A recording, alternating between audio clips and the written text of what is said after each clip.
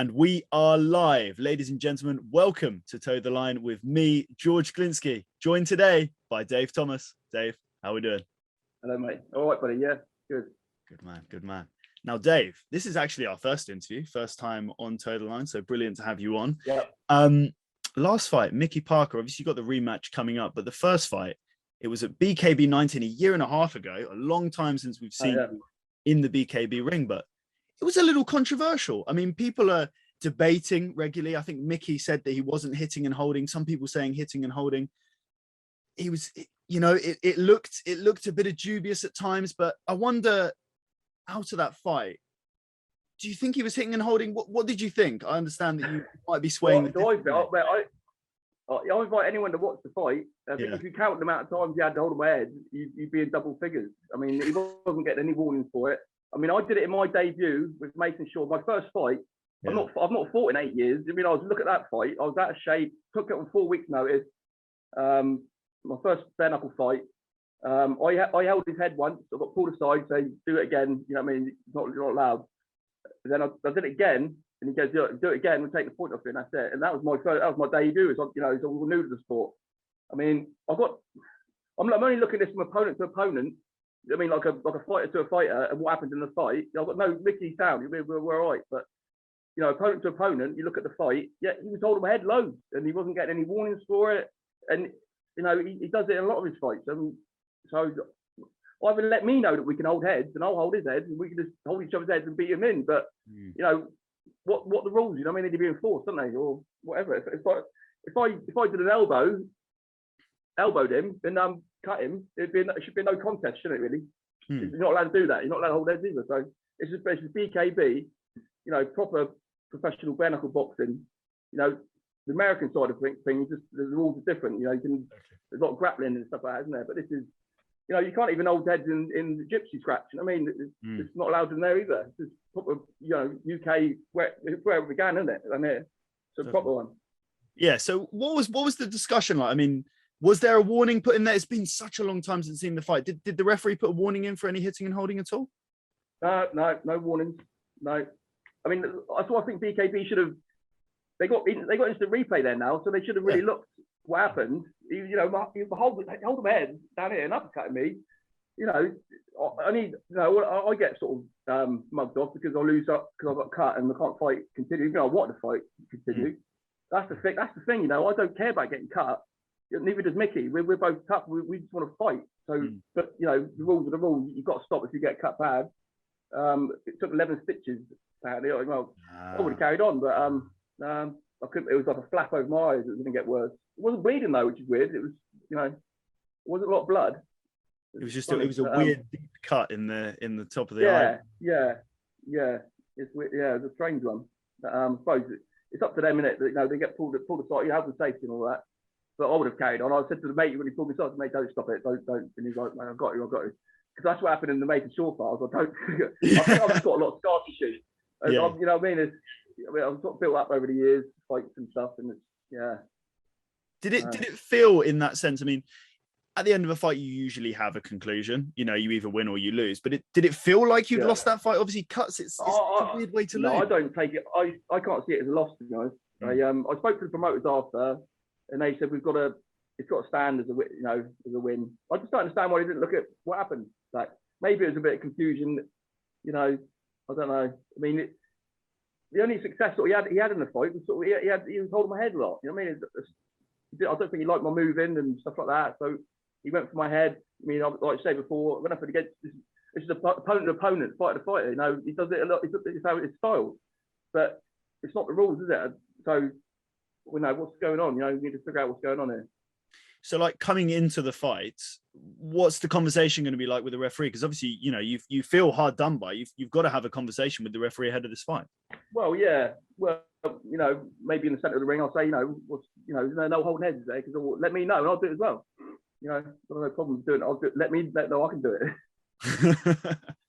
I don't. I mean, but you can't like give one person a nod and the other person, you know, my first fight. I only had 2 fights on BKB. I'm not fought in 8 years. You know, I was well out of shape. You know, I was back in. I'm a good shape now. You know what I mean, so it should be a good fight. And I think if that rule is enforced like properly, this could be a hell of a fight, and all the fans will love it. And you know what I mean, me and Mickey gonna love it because they'll pop the scrap. How do you see this rematch going? I assume you're hoping that we don't have the same situation first time round. No, yeah, of course, mate. Yeah, no, I see it going all the way, mate. I mean, I can see it going 5 rounds. I can. You know, he's a tough boy. So, you know what I mean? So am I, and I think we can both go at it. Definitely. And having shared the ring with Mickey Parker, now I obviously understand there's a bit of back and forth in terms of the actual stoppage and everything like that, but your respect for him, did it go up having spent that time in the ring with him? Yeah, I always got respect for all my opponents, but I don't badmouth anyone. I'm not really badmouthing Mickey. I'm just looking at, like I'm saying, fighter to fighter, what happened in the fight, opponent to opponent. You know, I'll shake his hand after, shake his hand before. I've got no problem with him. But you got to look at it. You know, I'm trying to win, and he's trying to win. You know, what the rules are. You know what I mean? Like, definitely. No, it's like, the people who are going to come and watch, if they get stopped on a cut, you know, they get ripped off of a good fight, and so do I. All the training I put in, because if you get cut, they've got to stop it. You know, I don't want them to stop it, but that's the rules, isn't it? No, I feel your pain. I really do. That's the sad part about bare knuckle boxing is, you know, cuts are so regular. I mean, they've become less regular as the cut women have got better and the medical team, but it's just such a frustrating way to lose, and especially in such a big fight. But you know, the British cruiserweight title's on the line this time round. There's been some discussion. Obviously, you know, this is no disrespect to yourself. Obviously, you've seen the comments yourself, but you know, you've lost both of your first fights. Again, the second fight, only won. I don't. Yes, exactly. Yeah, you don't see that second fight as a loss. But you know, people are saying, why does Dave Thomas deserve this British title shot? What would you say to those people? Well, mate, no one's as hard as I am on myself, mate. I'm my biggest critic. So people say what they want. I say much worse things about me. Yeah. You know, but I think that's the best way to be a fighter. I always try to be better and try to look at what I'm doing wrong and, you know, give myself a hard time about it. But like I say, I took the fight with Mason on short notice, 4 weeks notice. Never fought bare knuckle before. I haven't really done much boxing. There's more MMA background I am. Yeah. So I took that on short notice, and then they put me with Mick. I've gone straight in the deep end here. You know what I mean? As well. These are top boys, established fighters. I think some people can have an easy time in BKB. They can get a few easy fights, you know, and get sort of come into it a bit easier than some. I've been straight in the deep end. Definitely. I haven't fought in 8 years. Out of shape, whatever. You know, not, you know, I took the fight. I'd love it, but yeah, I think I deserve it. I think, like saying, I was winning the fight with me and Mickey. You know, if you look at I was winning that fight, and then the cut happened. So why not make it a title? I'm not going to say no, am I? No, exactly. And that, you know, mate, I saw these comments, and there's, to be fair, your former opponent Mason Shaw, there's similar comments there against Daniel Earl. Does he deserve a world title fight? I think, you know, guys like yourself, you turn up. There aren't many people that are avoiding fights, but you've gone in there and you've actively seeked the toughest opponents. You've taken on all comers. There isn't many people at your weight class, so I mean, you deserve this shot. So it must be frustrating though to see that, or do you just not care what? Oh, mate, what that I watch some about Joe Rogan sometimes, mate. He says never read the comments or never look at the comments. it's good advice, because you know that Mason Shaw fight, me and him, it's got like nearly 1 million views on YouTube, and I had a little look through the comments, mate. It's like, what, look, you know, bold cunt and all that sort of thing, mate. Whatever, mate. You know what I mean? It's ridiculous. They're just whatever. You know, they don't hurt me at all with comments, but I just don't even read or whatever now. Don't bother me at all. Definitely the best. Yeah, definitely. Yeah, mate. It's just if someone, you know, to write a comment, a negative comment, there can't be very much going on in their lives, can they? When was the last time you took the time out of your day to write something negative to someone or something nasty? I mean, these people are just bad, aren't they? 100%. They just got nothing going on in their lives, do they? It's ridiculous. It's very easy to criticize people in high pressure situations when you're not in them. It's very easy. And you see that a lot in bare knuckle boxing, a lot of, this is brawling, this is that. But, you know, you guys are the ultimate warriors. I have the utmost respect for you guys. You guys are the top of the bill. You know, in boxing, there's always there's the glove there. In MMA, you still got the glove. They're tough sports, but I really, really believe that this is the toughest of the tough, and you guys deserve as much respect as you can be given. So I'm sad to see that. But for you, obviously, bare knuckle boxing, it's a new venture, I suppose. Obviously, with COVID, it's kind of pushed things back. But What are you looking at future-wise? Are you looking to continue down this route, or is there any other avenues in combat sports you're looking at? Well, I think we're at a crossroads, really. I've just turned 38 yesterday. So how this fight goes depends what I'm going to do. Me and Mickey have been training hard for this fight. Like I say, it's been like, a year and a half training. So whatever goes on in this fight, I'll think about maybe going pro glove. Pro glove. Go down the glove route. I think might suit me better with the cuts I seem to get all the time. But play it by ear, really. Yeah. Where are you? Is it called House of Pain in Bournemouth? House of Pain in Christchurch, yeah. But they do have a gym in Bournemouth as well. They do more Italian than Bournemouth one, and it's more boxing in Christchurch.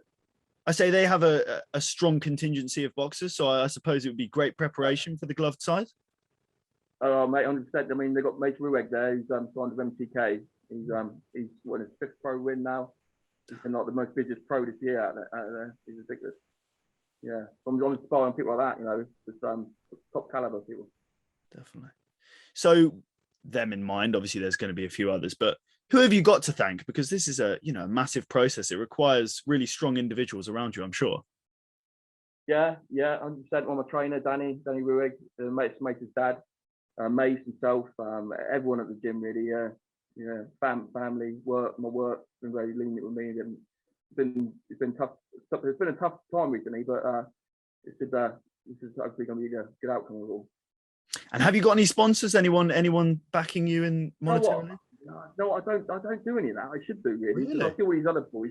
No, I don't do nothing, mate. I should really sort it out really. But yeah, but I see all these people with their t-shirts and that. I've got loads of mates who got business and that, but I've never really gone down. I've never really bothered. Should do really, shouldn't I? Well, look, if anyone's watching this, seriously, I mean, you're a huge marketable. I watch you and I think, you've got the physique, you've got the look, you look exactly what you'd want on a poster. So if anyone's watching this, please get in contact with Dave Thomas. We've got to get some sponsors. Yeah, I'll be arguing with wear clothes or whatever. I can do some photos, whatever. I don't know what you want me to do. We'll drop all his socials down below, but thank you so much, Dave. Yeah. It's been awesome speaking to you, my man, and look forward to seeing you. Cool, mate. Cheers, Bill. See you on the weekend.